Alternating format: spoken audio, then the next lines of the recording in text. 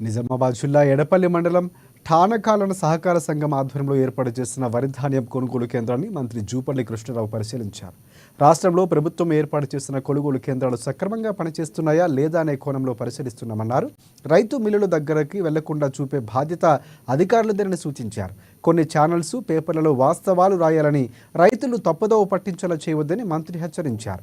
ప్రతి నియోజకవర్గంలో 3,500 ఇందిరమ్మ ఇళ్ల నిర్మాణానికి 5 లక్షల రూపాయల చొప్పున త్వరలో మంజూరు చేస్తామన్నారు మంత్రి. రైతులు పంట మార్పిడి వేయాలని, అప్పుడే రైతులకు దిగుబడి పెరుగుతుందని ఎమ్మెల్యే సుదర్శన్ రెడ్డి అన్నారు.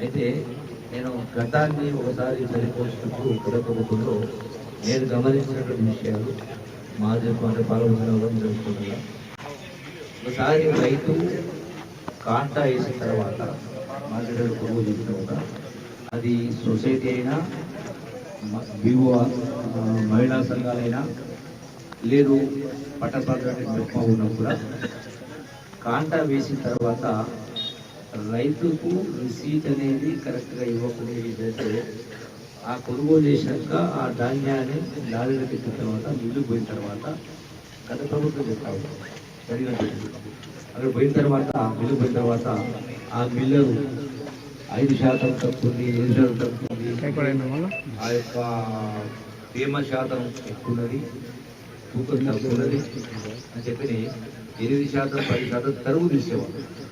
రూపాయలు చొప్పున ధర చెల్లించే కార్యక్రమం చేస్తాము. అయితే నేను గతాన్ని ఒకసారి సరిపోల్చినప్పుడు ప్రభుత్వంలో నేను గమనించినటువంటి విషయాలు మాజీ